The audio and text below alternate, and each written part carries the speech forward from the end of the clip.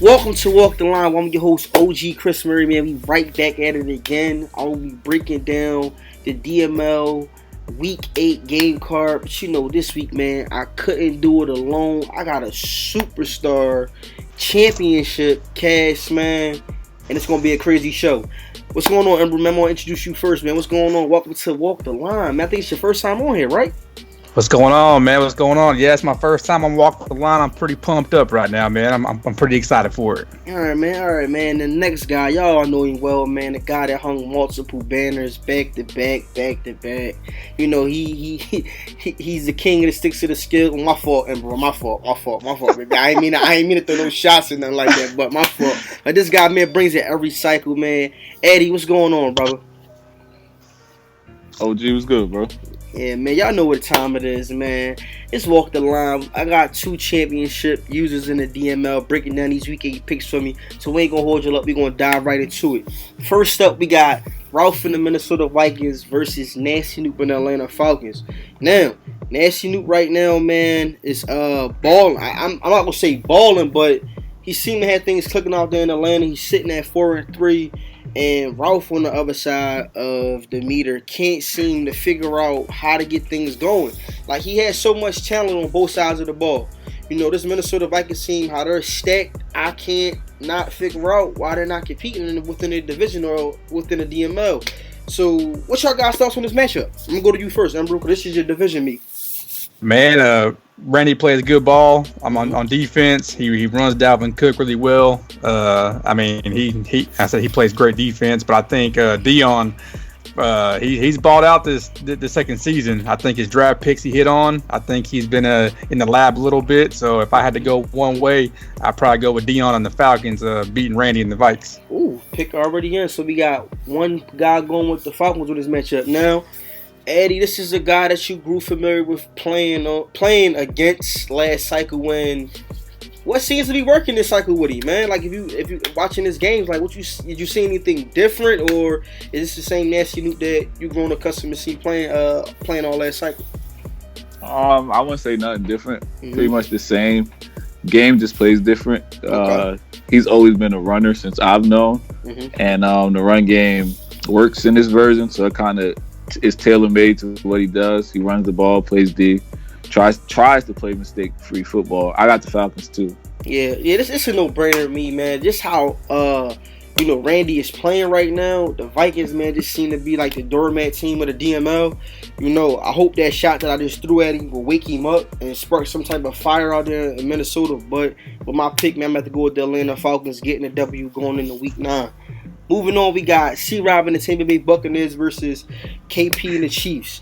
Now, I'm going to tell y'all right now, man, I'm kind of jealous of this Kansas City Chiefs team with all their speed that they have out there, with John Ross, Tyreek Hill, and that wide receiver, what's his name? Hagan, I think his last name is? Hardman. Okay, Hardman. It's just so much speed. And then you got Mr. Bazooka himself, Patrick Mahomes, back there, at the quarterback position. But surprisingly, man, the kryptonite is his offensive line. Last week they couldn't get the job done with protecting Patrick Mahomes. And the week before last, I believe they gave up 15 total sacks in one game, which is mind-blowing to me. So, what y'all think? Do y'all think C-Rob needs to follow the formula from the previous 2 game film that has been released on these Kansas City Chiefs, or you think that, he need to bring a different mentality to this matchup? I'm going to go with you first, Eddie, on this one. Oh, KP, that's my man from the firm. And we talk a lot. He's probably one of the few users I do actually talk to outside of the chat personally. Mm-hmm. But he's in a slump. He hasn't figured things out. And I think jokers think he's like joking when he says he sucks, but it's like he's Jekyll and Hyde. One day he's hot, one day he's cold. So literally on any given night, you could get the best version of him, or you could get a bad one. So I think if he can get in the lab a little more and try to figure things out, he might be able to turn his season around. But like you said, if he doesn't get that online fixed, then it's nothing to talk about. All right, so I'm coming to you now, Ember. What's your thoughts for this matchup right here? kind of piggyback on what Addy just said, KP, he's got speed everywhere, man. But he went young on defense. He's got a lot of high salary contracts that he's not really fond of, and he can't really form the team he wants to right now. But the offensive line has been his Achilles heel. Mm-hmm. But he's been in a lot of tough games. He lost a tough game against the Panthers earlier today, man. He controlled the game for the most part, and then second half kind of fell apart. But I think he's got the ability to do it. I think he needs to run the ball a little bit more. But I've been telling KP that since I've been brought up, man. I think he needs to run the ball just a little bit more, mm-hmm. and I think he'll garner a little bit more success, especially in this newer version. Yeah, and the thing about it with the Chiefs is here, right here. Like, I think the formula has been laid out how to beat the Chiefs, and that's just blitz all day, every day. And this is my opinion on KP, and I'm just being honest. KP ain't in no slump. KP, I'm telling you he is. Look, listen. I'm telling you he is. Look, listen. It's the same way last cycle started off with KP. KP just keeping himself just above afloat so that way guys is not saying he's tanking or right now KP ain't taking this first half of the cycle serious, because if you have grown accustomed to seeing the type of team that KP wants and likes to build, I guarantee you come at least I'm gonna give it tops 4 seasons in. Watch how you see this Kansas City Chiefs team start balling out of nowhere. He's just trying to figure out how to stay afloat. Until he get those pieces and those guys on his roster that he likes to play with, those fast linebackers, those cornerbacks that can play man and they're fast, and he already has the wide receiver group out there. So it's like, it's hard. I don't know, man. I'm gonna take your advice, Addy, and think that he's in the slump. But when you go on accustomed to seeing how a guy plays and how he starts off each cycle, it's just like it's hard to just to try to believe that, but. With my pick in this matchup, it's going to be hard, but I can't see KP losing to the Buccaneers. It's no disrespect to C-Rob, but I can't see him taking 3 L's back to back. So I'm going with my pick.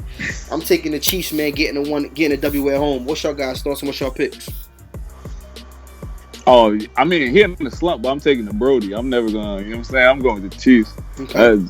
I'm okay being wrong with that pick, but that's just what it is. C-Rob's been balling, man, but I have to go with KP. I think eventually he's gonna figure it out. I'm not sure if C-Rob has a DB that can run with KP's wide receiver, so I take KP edging that one out. All right. So we got KP getting the W going in the week 9. Moving on, we got Expert in the Dallas Cowboys versus Taz and the Cincinnati Bengals. Now, all season that just passed, I thought Taz made one of the most craziest moves besides the W's. I'm not going to put his name out there, but I thought Taz made one of the most craziest moves when he traded away John Ross. I was like, dang, AJ Green is aging. Outside of that, who is he going to throw the ball to? But surprisingly, Taz got Cincinnati balling, man. They're balling on both sides of the field, both sides of the ball on defense and offense. And Expert seems to be having things clicking out there in Dallas. He entered this matchup 6-1. Of course, Ezekiel Elliott is second rushing in the lead right now. So, what's your guys' thoughts on this matchup? Who y'all got getting the W going in the week 9?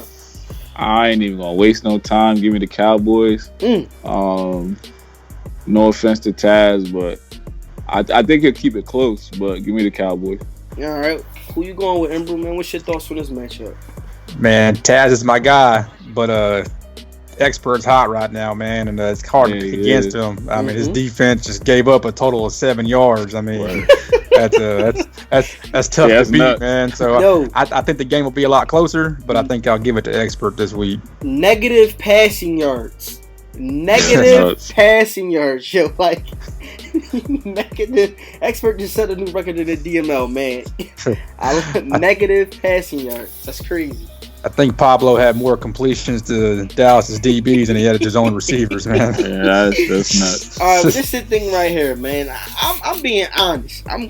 I like the way the Cowboys are playing, but if Taz can come out and play, because he has the guy that can wreak havoc and slow down Ezekiel Elliott by himself, and that's Geno Atkins. This guy's a beast. Yeah, Geno crazy. If Taz can figure out how to not turn the ball over, and come out with a solid game plan to slow Ezekiel Elliott down and force Expert to sling the rock and put the game in Dak Prescott's hands, I can see the Bengals getting the W at home. However, the Cowboys just got too much talent, man, on that roster. So with my pick 2, y'all, I'm going to have to go with the Cowboys. So right now, we all locked in on the Chiefs, the Falcons, and the Cowboys all getting a W going into week 9. So we're going to move on to a matchup that really don't hold no weight.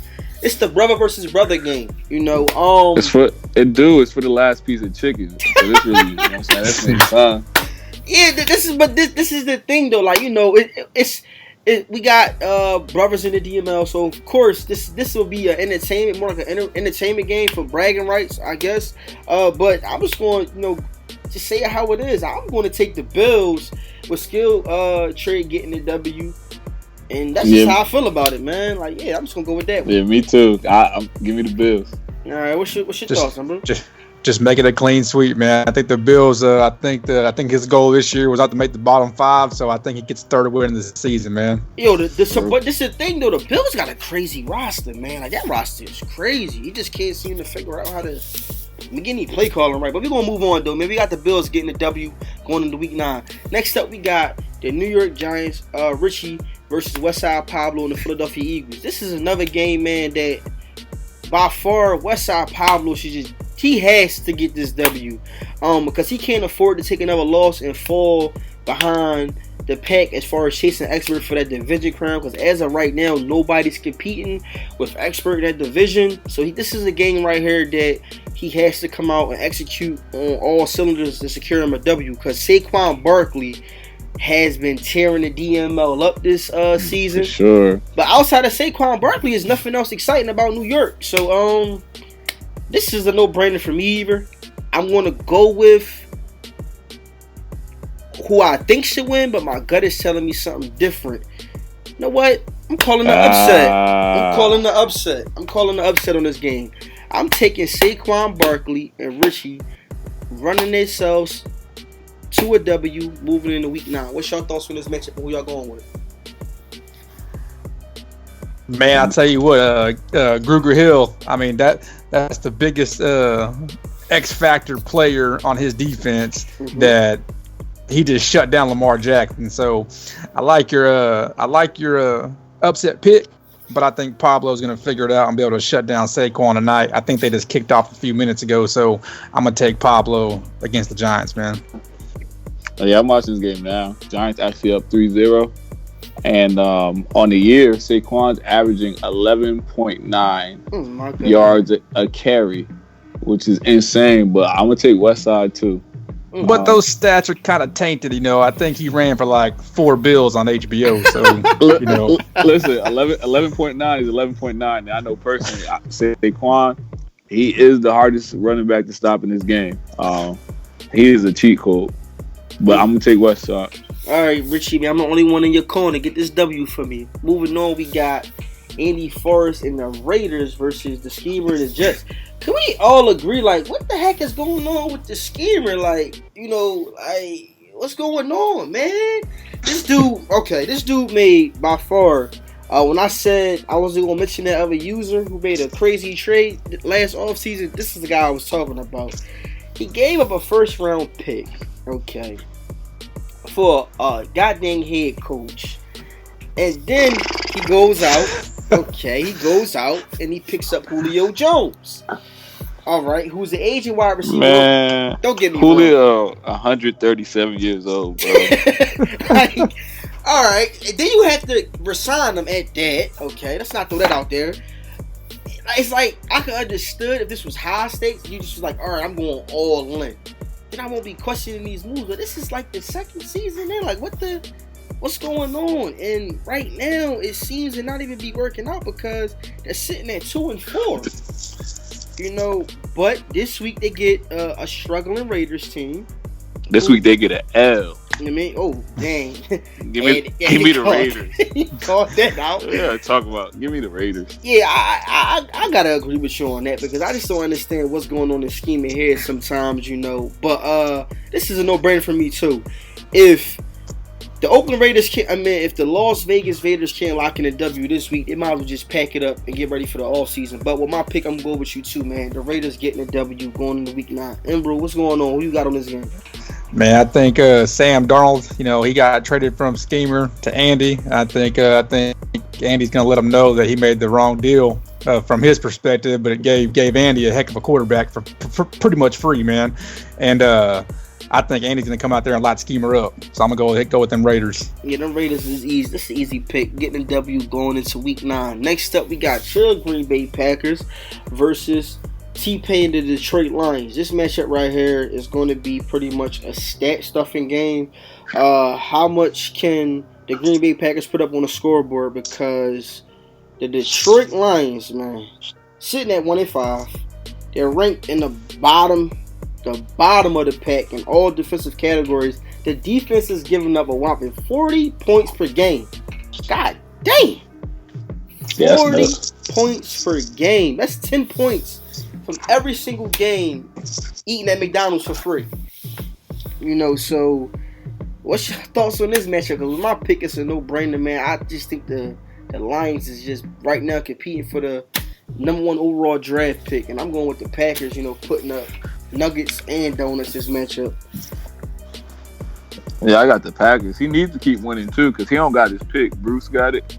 So I'm pretty sure Bruce is excited to see him keep losing. But T-Pain cool and all, but unfortunately I got the Packers in a blowout. Yeah, man.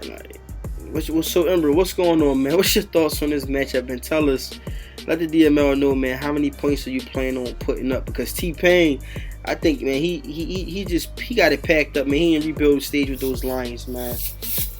Yo, what's sad, man? That dude had a legitimate roster, and he got victimized by SJ and Bruce. Like Addy just said, he don't even have his first round pick this year, and he's about to be a bottom 5 user. Mm-hmm. And he tore that team apart before it even got started. No, remember he got hit with a crazy violation. Yep, not paying. He was like $24 million in cap penalties in the first offseason, and then he had to drop his left tackle and drop his nice young linebacker in Davis. So that team right now is trash. The user's trash. He's ducking me right now. So I can tell you right now, he's catching smoke tomorrow, and he's getting nuggets. And I'm gonna do my best to drop as many points as I can on that bum. So you heard it here first. It's a no-brainer. He's catching smoke. T-Pain, if you listening, come out and play because the Packers is trying to put you in a body bag, brother. You got to come out and ball, man. Ball out there in Detroit. But we all got the Packers getting a W going into week 9.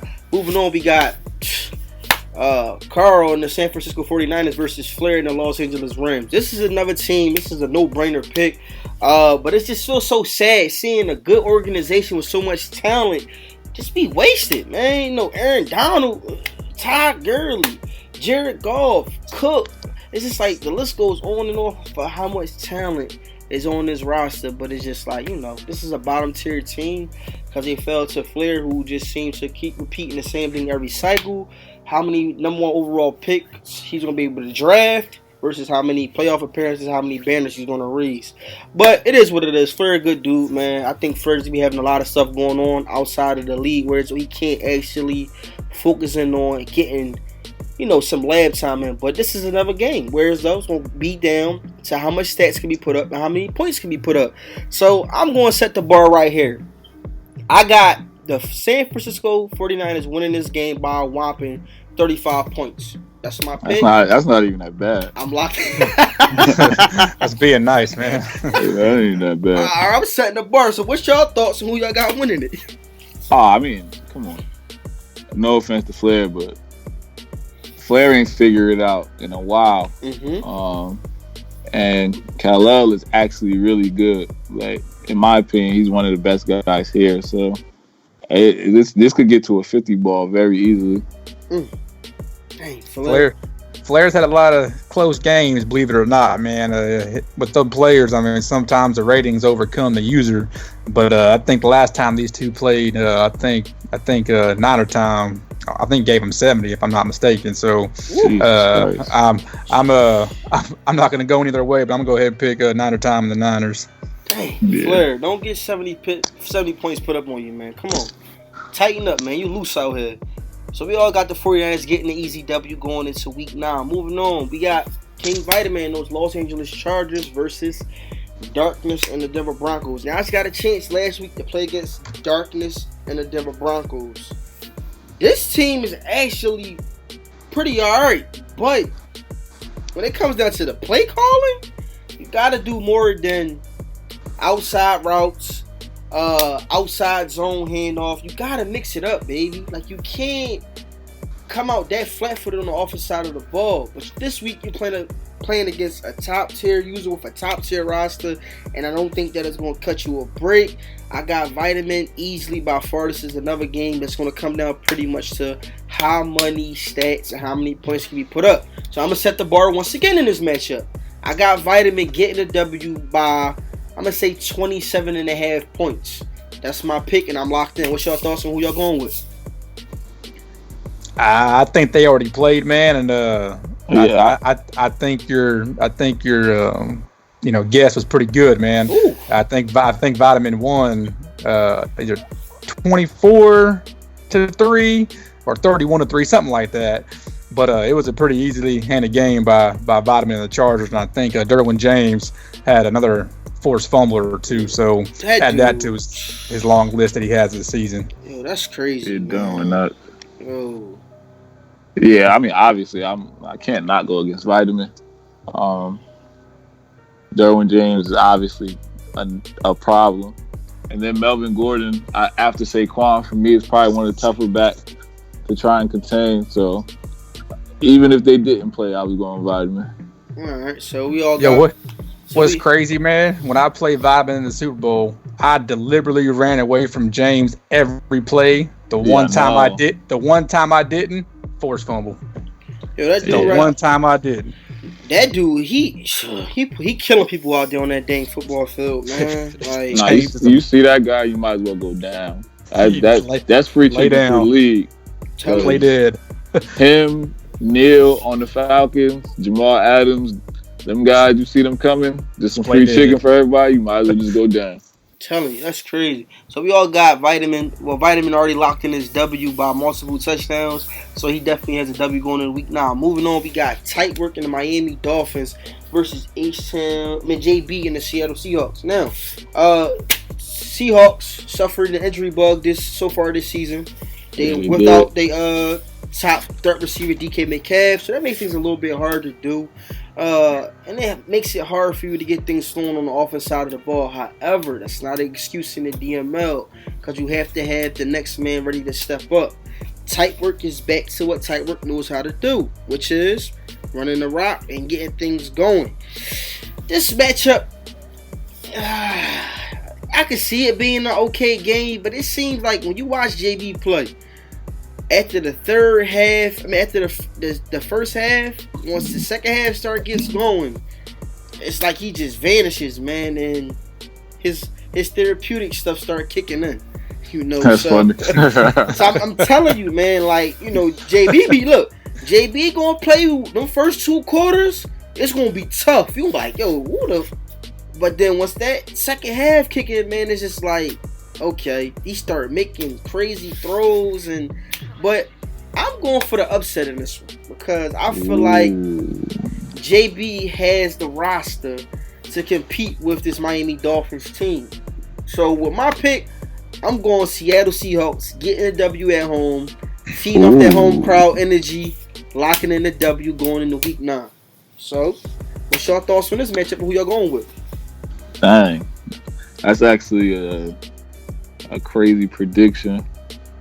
I'm looking at his team now, and DK's back. That'll definitely work in his favor, for sure.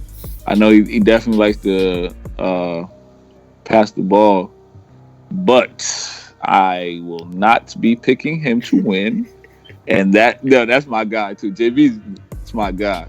Like, that's a solid dude, one of the most solid dudes I know in this league. But right now, Tightworks defense is a top 5 defense, and it's clicking for sure.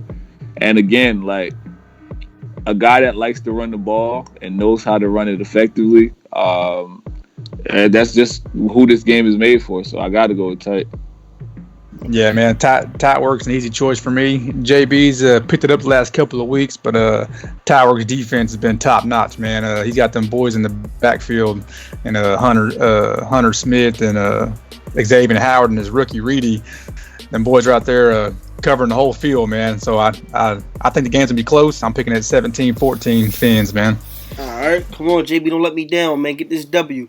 Next up, we got the recap of the Houston Texans game, Addy 5 versus SJ. As you can see, it was a close game, 24-17, and Houston Texans was able to secure them a victory. What was your thoughts on this matchup, man? You think you guys came out and played good football? Addy?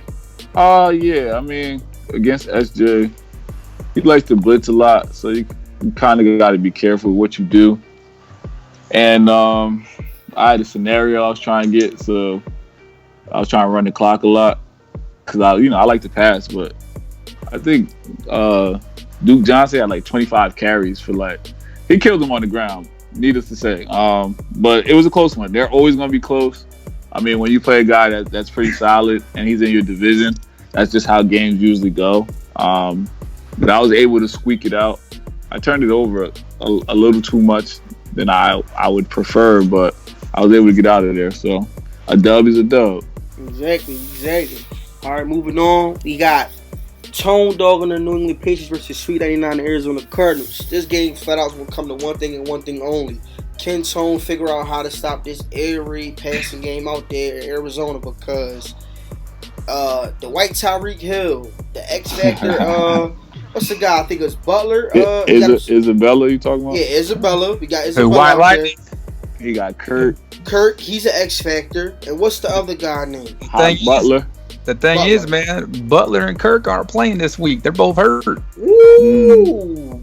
So Butler had a partial torn ACL against the Giants. So, Tone, you got to worry about one guy only. Sound good. And it definitely. Listen, I played this guy last season. I don't know how Sweets does it, but he just knows how to get this guy open, man. It's ridiculous, but. Man, this is going to be a good game. But I just got to go to... I'm going to base it off of stick skills, man. I just think when it comes to stick skills, Tone can't go toe-to-toe with Sweets. So with my pick, man, I'm going with that. Cardinals definitely getting a W going in the week 9. What's your thoughts on this matchup right here? I ain't going to spend too much time. We win the Cards. Amber, what you got? Go ahead and give me the homie Sweets, man. I think that even though the two guys aren't playing, I think Kyler Murray and White Lightning are going to get it done for him, man. So I mean, pretty easy. For me, when you got it figured out, you got it figured out. And I think almost all three of those receivers got 1,000 yards. If they didn't go over them, I'm not sure. I know they were close. They had the trio. He went all three of them win. They all had 1,400 yards, man. Yeah, and that meat from a guy who's a passer, I don't think people really realize how impressive that is. And for somebody like that, it don't matter who there. It just is what it is. Mm-hmm. Especially with the O-line that he had season 1. His O-line's legit now. Yeah, season 1 O-line was trash cans. So that's Sweets had it going, man. He had a low key good season for what he got dealt with. That's true. We want to see if you can keep it up. Last game on the card, we got my Pittsburgh Steelers versus undefeated Washington Redskins. I'm telling you right now, I'm not even worried about his record, even though he's sitting at 0-6. True. I'm coming out playing this guy like he's sitting at 6-0 because after watching game film on this Redskins team, I don't know what they doing to these guys at practice. I don't know what they're doing in the weight room, but these dudes can hit. And I don't believe. Besides, is Collins an X Factor? I don't. Landon? Yeah, he might be a superstar. I think he's I know he's superstar. Yeah, so he's a superstar, but it just seemed like everybody on this Washington Redskins defense, it's just like everybody's a hard hitter, So I'm gonna have to definitely come with my A game. I can't give you my game plan, but just know Bush is gonna be involved with controlling the middle of the field. So, anybody that wants to come across there can definitely meet him, and we can schedule a date. It's not going to end well with whoever comes across that middle, believe that. But, I'm going to have to come out and just flat out one thing, get him, make him become a pass. Just force him to pass the ball on the offensive side of the ball and slow down Geis. And on the defense, you're going to have to cover that ball up. If we can execute those two things, I definitely can see us getting a W going into week 8. Of course, I'm never going to pick against myself. I don't care if I'm sitting at 1-6, whatever. I'm going to always go with my team. So my pick, I'm taking the Steelers, man. What's your thoughts on this matchup, Brad? Man, I think Under, he's a diehard Redskins fan. I think he's been watching too much real life Redskins. I think he's playing depressed right now.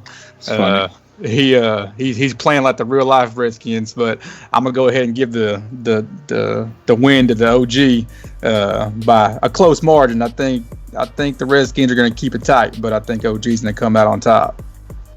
Yeah, I would lean Steelers only because I think momentum in this game sometimes plays a big factor. Mm-hmm. Sometimes more than it should. And when you're a team with a bad record like Under is right now, not that he's a bad user, because, you don't make the playoffs being a bad user. But his team is doing bad right now. And I've seen too often where a guy can be in the game and then he fumble when he has no business fumbling. And sometimes it just goes against you when your team's already doing bad. So I'm going to take the Steelers in a close game. But what I will say is that if you don't be careful, Geis will chew you up, because that guy is the real deal. Yeah, man, I know. I've been watching him. Best believe that. So that was the picks of Week 8. Now we're going to dive into the top 5 users in the DML. All right. Now I know this list right here is going to get some people on their feelings. We don't care. When you tune into this segment, you better bring your crocodile suit with the crocodile hat and the crocodile shoes, because we don't care what's your thoughts on this list. We don't care what you have been doing. This list right here is based off of overall talent in the DML. Okay? So let's dive into it. Cracking the number 5 slot, we have Tight Work. Just to give a background on Tight Work, he's raised multiple banners. This is his third cycle taking the Miami Dolphins? Yeah. Third cycle straight taking the Miami Dolphins. And by far, in my opinion, he deserved to be on this list. One, because each cycle for 3 cycles straight, he's taken one of the worst teams as far as overall talent-wise, and shown that it doesn't matter about the roster. It strictly comes down to stick skills. So I definitely feel comfortable with placing him on this top 5 list. So what's your guys' thoughts on Tight Work coming in at number 5? I think. No, you go ahead, bro. Yeah, so I think it's a good spot for Tight. Like you already said, man, he picks a bad team. I think this year the Dolphins were like a 65 overall, maybe even less than that. It might have been 62. It was something like that. He picked him in the top 10. We were at 68. Show some respect. He took a picture of it, and when the season started, because I think the rating lowered a little bit when we actually started. But I think it was a 65, because I think his team's a 75 now. Mm-hmm. But he took a bad team and he competed all season and barely missed the playoffs off a divisional, technicality kind of thing. Mm-hmm. So he does it every season, every cycle. He takes that team, and it's not just about your stick skills. It's about being an owner, making the right moves, constructing the team to be a winning team. And I picked Tight Work to win that division the rest of the cycle, man. So I think this is a great spot for him. Yeah, I personally don't think you could do a top 5 and not include him. When you talk about consistency and being a user, he's been a top user for a few cycles now. And like you said, he's playing with the Dolphins. I don't think a lot of people could compete to even make the playoffs rather than win a Super Bowl, and he's won 3. It's a number of guys that haven't even won their first, and you talk about a guy that's won 3 with the Dolphins. So whenever you make a top 5 list, his name got to appear on it. And I agree, man. So we got Tight cracking the number 5 slot. Moving on to the next user, we have Expert. Right now, he's the owner of his favorite team, of course, in real life, the Dallas Cowboys. This is a guy, man, that I think deserves to be on the list just off of the fact of each cycle he comes out and he knows how to adapt. This is what he had been in the DML for multiple cycles, but he was able to raise a banner in back-to-back cycles, which is something that a lot of guys don't understand how hard it basically is to do. Just off the fact of you're playing a different type of game, come each cycle, and for you to do it, and adapt your game style and your stick skills to doing it, by far, I think that this guy definitely deserves to be on the list. And he's one of those guys that's going to come out each cycle and compete, no matter who he's compete with the best of them, versus this if he's going up against a top tier user or if he's going up against a bum user. And I like the fact of just, I'm not going to say cocky, but how confident he is in his gameplay, man. So I'm definitely feel comfortable with him coming in at the number 4 slot. What's your thoughts on Expert cracking the list? Go ahead, Eddie. I think we lost Eddie. So I'm. You lost. All right. Oh no, I'm here. My bad. Bro. Okay. Go ahead. Yeah, my joint was muted. Sorry. I think 4 is a cool spot for him. Definitely. When you talk about a guy who's raised his banner multiple times, he actually beat me in the high stakes Super Bowl. So we've played a number of times, and he picks up on the game. No matter what kind of game it is, how it plays, he figures it out. And he's a tough user to play. If you don't come to play, he gets you out of there early. Like I said, it's certain users that just know the ins and outs of the game, and he seems to know what works year in and year out. And he's consistent in winning. Since I've been here, for the most part, he's won way more games than he's lost. Mm-hmm. So I think a guy like that, no one can have a problem with a guy like that being on the list. Yeah, most definitely. I mean, ever since I've been up in here, ever since, before I even joined the Blueprint or the DML, I tracked the DML, and he's always been a contender, whether he had the Texans, the Jags, even now with the Cowboys. I mean, if you don't come prepared to play him, he can smack you in the mouth real quick, no matter what team he has. I mean, he's had a real great success so far. This cycle, the Dallas Cowboys are loaded on both sides of the ball. I'm interested to see how the cycle goes on the roster moves he'll have to make because of the salary cap and some of the contracts that he has. But I mean, him being at number 4, he's already raised a banner the last 2 cycles with 2 different teams. I wouldn't be shocked to see him raise his 3rd with the Dallas Cowboys in this cycle at some point. All right, so that's Expert coming at the number 4 slot. This next user coming in at the number 3 slot had a lot of success in a short period of time with him joining the DML, and this Bruce, man. This guy came in last cycle, took over Baltimore Ravens team and reconstructed them his very first off season. He gave me Lamar Jackson, which I thought from the gate was like, whoa, that's a major trade. And you're giving away a dual threat quarterback who's very dangerous. So he made some questionable in the division at that, Yeah. But he made some real questionable trades. But this was a guy that trusted his process and understood what type of team he was trying to build. And that if you didn't get a chance to tune in, you think this Cleveland Browns defense is nasty. That Baltimore Ravens defense and what he was able to do with Alex Collins at the running back position, this dude every single season last cycle was a threat.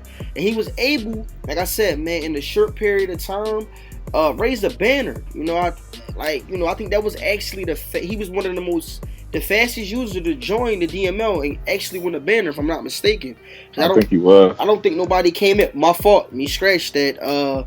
The CIA agent himself came in and did that, I believe, after the next season. So he came in and raised his banner the next season. And that's Mr. Hot Tub. But Bruce came in, man, and just took the DML, by storm. He came in and stamped his name on it very fast. And I feel comfortable, man, with this guy coming in at number 3. So what's your thoughts on Bruce cracking the list at number 3?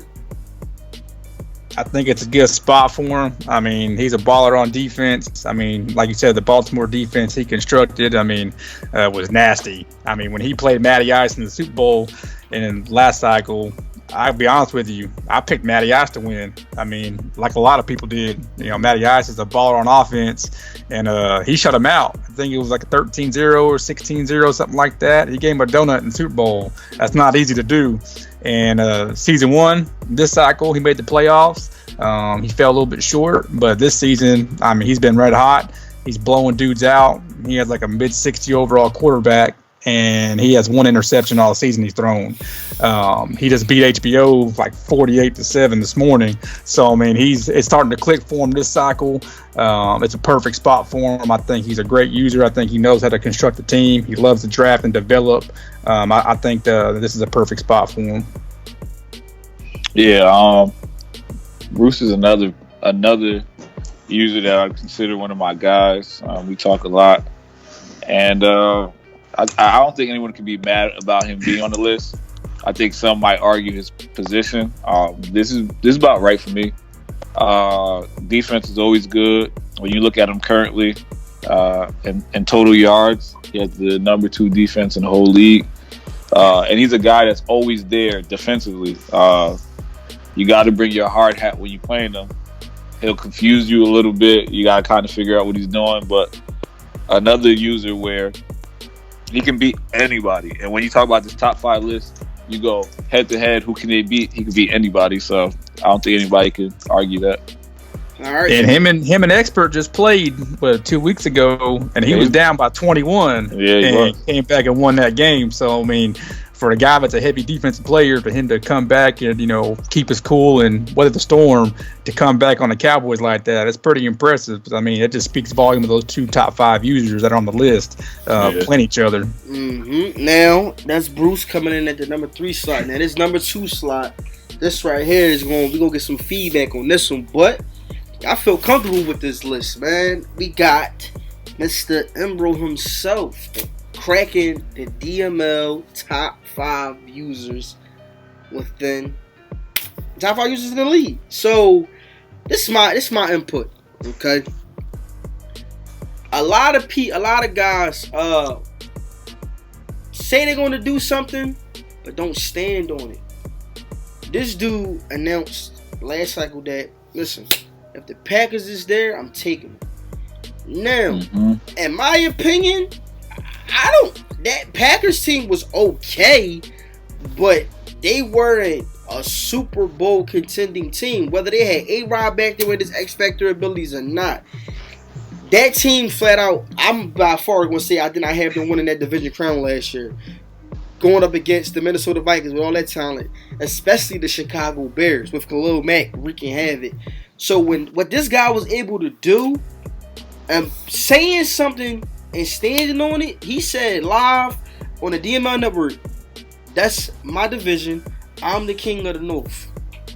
So for him, he said that. So for him to come out and stand on that shit and win the king of the sticks, you gotta throw him on the list, man. You got to, because this was a guy that he spoke that stuff into existence. You gotta respect it. And I mean, so what's your thoughts, Addy, on Embro coming at the number 2 slot? I think, like, for me, when I'm making that top 5 list, there's a lot that goes into it. Obviously, banners always speak volume, but I think style of play for me always does. And in terms of adjustments, how well can you adjust? How well can you do this? How well can you do that? And this isn't me just saying this to say it because he's here, but outside of myself, if I had to pick a user that I thought could be the top user in it, I would say him. Only because defensively he can confuse you. And the thing is, he plays with his safeties, so you might think you got a deep route open, and then he comes over the top and he takes that away. And some might say, well, how can you be number 2 when you only got 1 chip? But you got to think, he ran into some really good users last year. He had really good records from the door. He had the Eagles team, and I think he finished a few regular seasons like 14-2 or something like that. But he ran into me, unfortunately.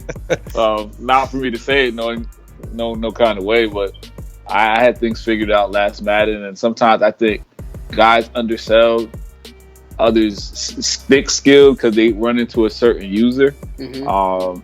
But if you're good, you're good, and that just is what it is. I think that this won't be his last Super Bowl. Mm-hmm. I mean, I would hope it is because I want to win the rest, but I don't think it would be his last Super Bowl. And I'm not even talking this version. I'm talking other versions moving forward. We do talk now and then, but you just got to respect. Real recognize real. And it just is what it is. So, Ember, man, I'm just going to come right to you, man. Like, what has been the reason to your success in the DML? Is it like, like what? Like, let's break down Ember thought process when he's playing Madden. When he's just playing Madden, period. Like, what's the reason behind his success? Well, first off, man, I want to appreciate y'all for putting me in the top 5. I know that's going to cause a little bit of a issue with a lot of guys because this is only my 3.5 season being up here. But, I like to grind on here, man. I work hard at my craft. Like Addy said, I play a little bit different style of ball. Most people use it as linebackers. I've used it as safety for a long time. So it definitely is a different style of play. But I think it works in my benefit. I've been up here since my third and a half season, and I went 14-2 my first 3 seasons. This year is going to be a little bit different. I've struggled a little bit. I'm 4-3 right now, but we're hoping to figure it out this week. But I mean, I study each of my opponents. I watch people's games. I look at their tendencies. Especially the playoff time. I can't even lie, man. Expert, he waxed me in a regular season, but I knew when it was time to play an NFC chip, I was like, I got to play a little bit different. So I studied his games. I went and watched what he did, from start to finish. So when I played him, I was focused, and it propelled me to Super Bowl. And even in the Super Bowl, I mean, I came out red hot, and I was feeling good about myself. I'm like, man, I'm about to hang my first banner. I'm out here, putting it on him. And then he came back and started giving me the business, and I'm like, man, this is rough. I can't choke while everyone's watching me. But weathered the storm, you stay calm, and came out on top in overtime. But even in that game, at the end, I saw the defensive adjustment he made, and so I audibled and made an adjustment for the game-winning play. Like I said, I watch everyone's games. I watch what everybody does, and I think that's my biggest benefit to how I play is that I see certain things and I act on it. And but I definitely love to grind. And I said I appreciate y'all putting me in the top 5, man. It means a lot. See, I heard it first in a man's mouth that is just balling out right now. So we got Ember at the number 2 slot, Bruce at the number 3 slot. We got Expert coming in at the number 4 slot, and Mr. Typework coming in at the number 5 slot. Number 1 slot, man, this is a no-brainer. I'm pretty sure that everybody already know who it is.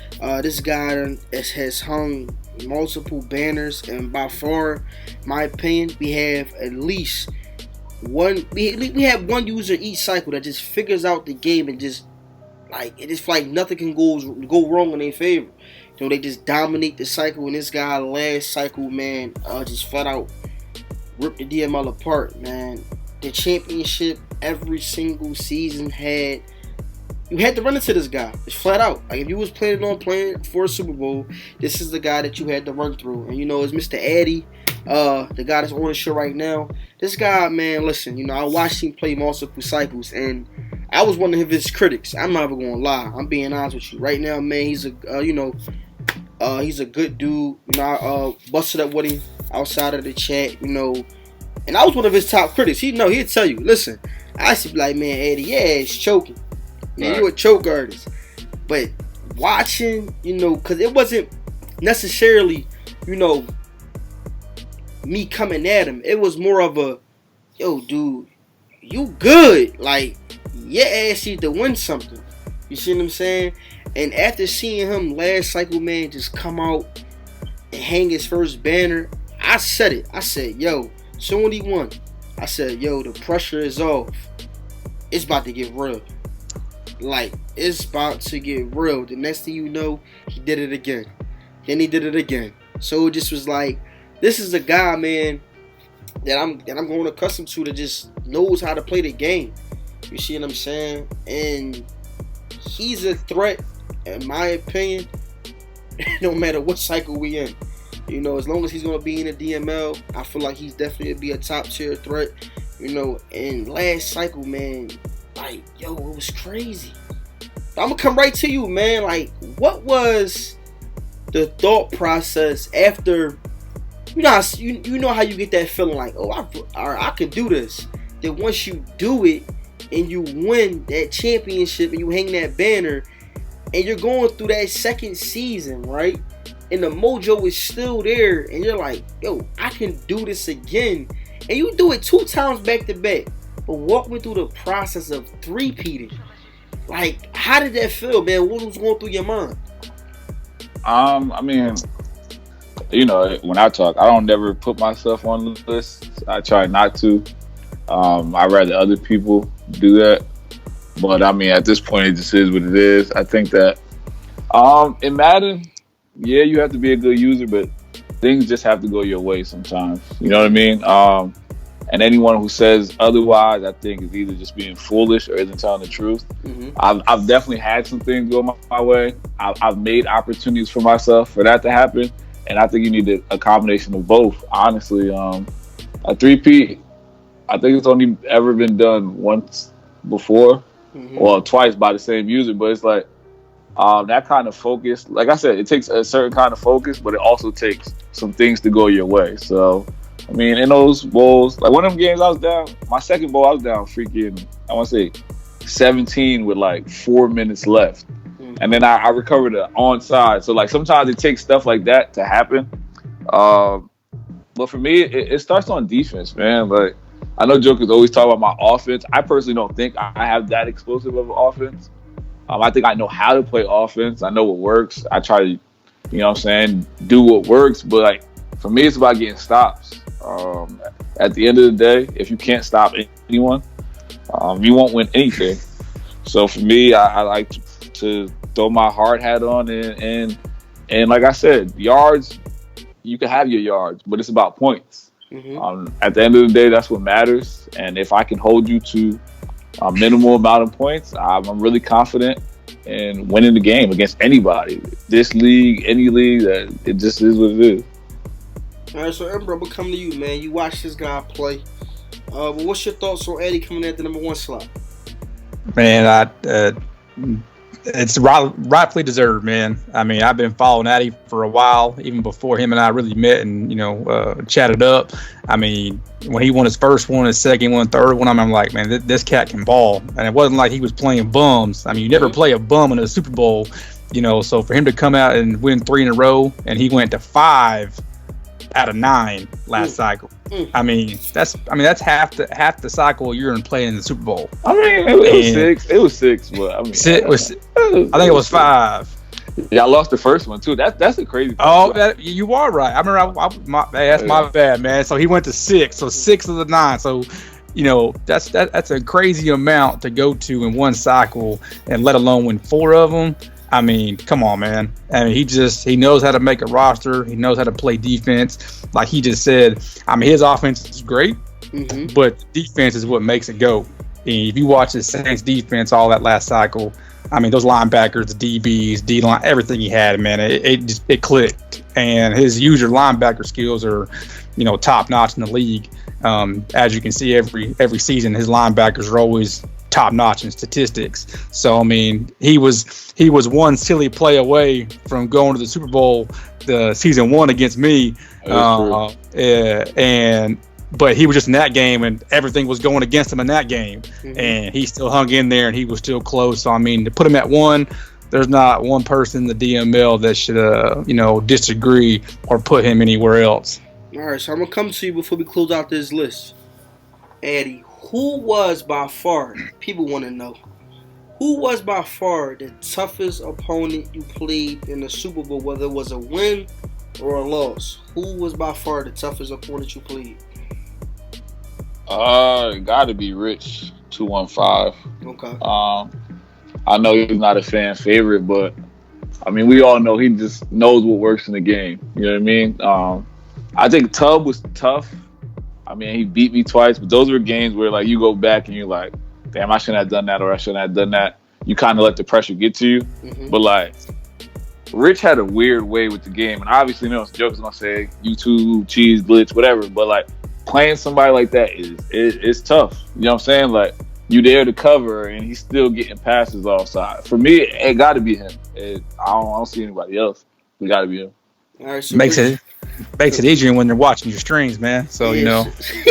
So Rich, if you out there, man, no comment. Rich, if you out there, man, Eddie just gave you some, you know, some points, man. You was the toughest user that he played against. All right, man. That was our top 5 DML users as of right now in the DML. We gave y'all the golden picks for week 8. I'm your host, OG Chris Murray, man. It was a pleasure doing the show with y'all, man. It's always good when you can chop it up with some good dudes, man, on live air. So I appreciate y'all, man. Hopefully we can do this again in the near future. But we out.